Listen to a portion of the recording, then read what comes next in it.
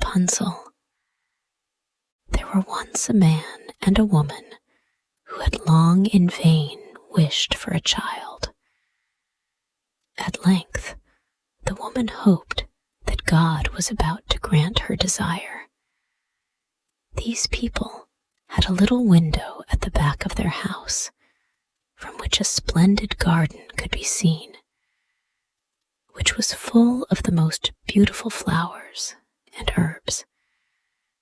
It was, however, surrounded by a high wall, and no one dared to go into it, because it belonged to an enchantress, who had great power and was dreaded by all the world.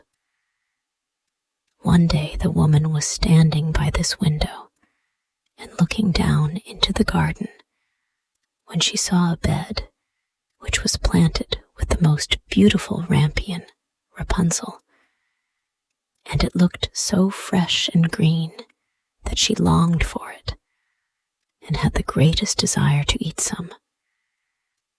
This desire increased every day, and as she knew that she could not get any of it, she quite pined away and looked pale and miserable. Then her husband was alarmed and asked, "What ails you, dear wife?" "Ah," she replied, "if I can't get some of the rampion which is in the garden behind our house to eat, I shall die." The man, who loved her, thought, "Sooner than let your wife die, bring her some of the rampion yourself. Let it cost you what it will."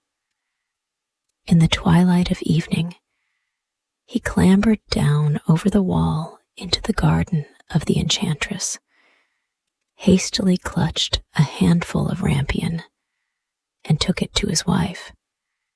She at once made herself a salad of it, and ate it with much relish.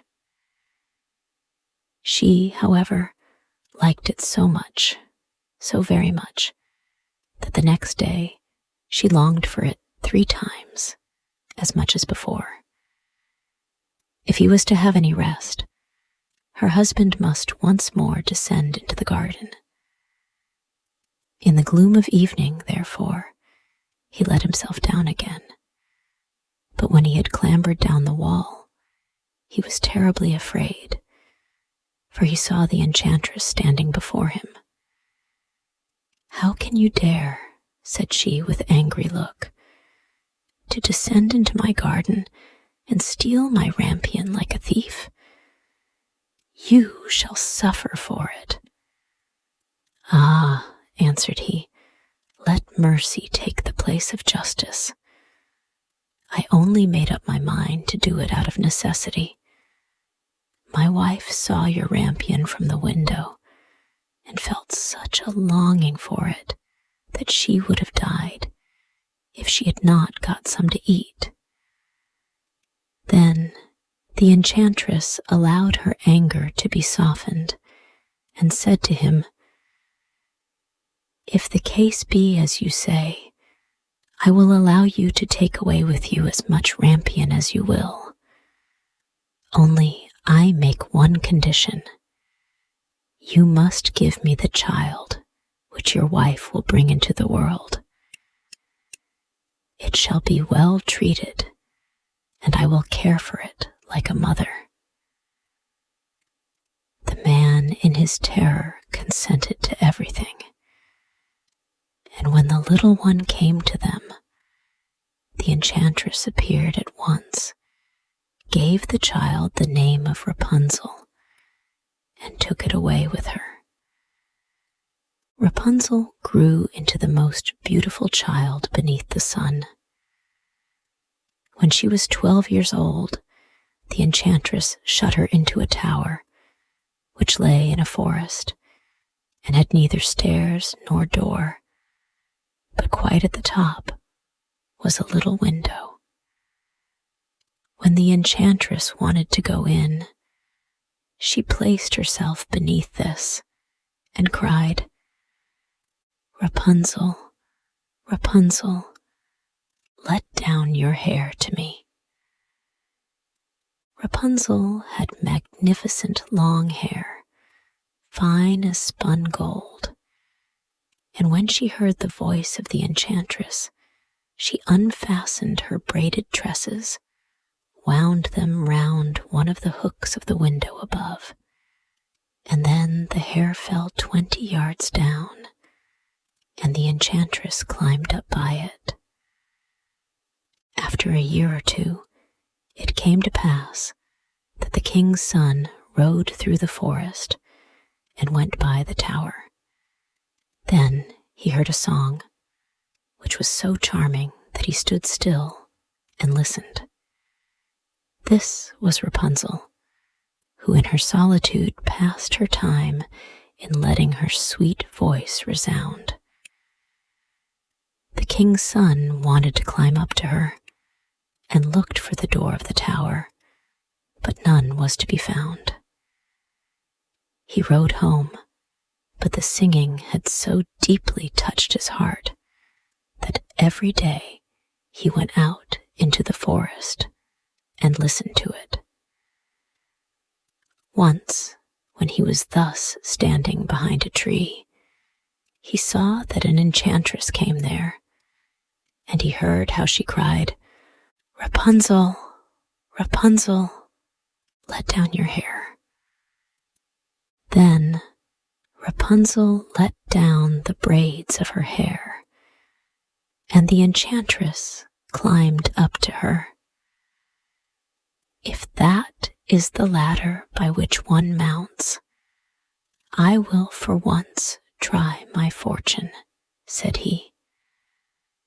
And the next day, when it began to grow dark, he went to the tower and cried,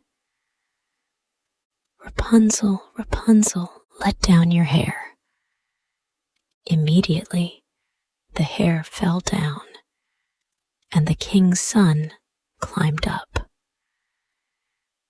At first, Rapunzel was terribly frightened when a man such as her eyes had never yet beheld came to her. But the king's son began to talk to her quite like a friend, and told her that his heart had been so stirred that it had let him have no rest, and he had been forced to see her. Then Rapunzel lost her fear, and when he asked her if she would take him for a husband, and she saw that he was young and handsome, she thought, "He will love me more than old Dame Gothel does." And she said yes, and laid her hand in his. She said, "I will willingly go away with you, but I do not know how to get down. Bring with you a skein of silk every time that you come, and I will weave a ladder with it. And when that is ready, I will descend, and you will take me on your horse." They agreed that until that time he should come to her every evening, for the old woman came by day. The enchantress remarked nothing of this, until once Rapunzel said to her, "Tell me, Dame Gothel, how it happens that you are so much heavier for me to draw up than the young king's son. He is with me in a moment." "Ah, you wicked child," cried the enchantress. "What do I hear you say? I thought I had separated you from all the world, and yet you have deceived me."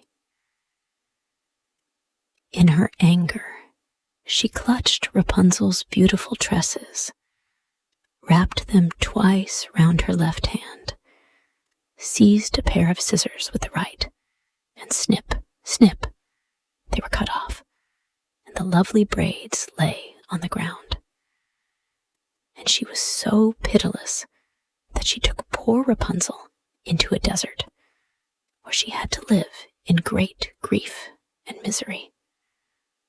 On the same day, however, that she cast out Rapunzel, the enchantress in the evening fastened the braids of hair which she had cut off to the hook of the window, And when the king's son came and cried, "Rapunzel, Rapunzel, let down your hair," she let the hair down. The king's son ascended, but he did not find his dearest Rapunzel above, but the enchantress, who gazed at him with wicked and venomous looks. "Aha!" she cried mockingly. "You would fetch your dearest, but the beautiful bird sits no longer singing in the nest. The cat has got it, and will scratch out your eyes as well. Rapunzel is lost to you. You will never see her more." The king's son was beside himself with pain, and in his despair he leapt down from the tower. He escaped with his life, but the thorns into which he fell pierced his eyes. Then he wandered quite blind about the forest, ate nothing but roots and berries, and did nothing but lament and weep over the loss of his dearest wife. Thus he roamed about in misery for some years, and at length came to the desert where Rapunzel lived in wretchedness. He heard a voice, and it seemed so familiar to him that he went towards it. And when he approached, Rapunzel knew him and fell on his neck and wept. 2 of her tears wetted his eyes, and they grew clear again, and he could see with them as before. He led her to his kingdom, where he was joyfully received, and they lived for a long time afterwards, happy and contented.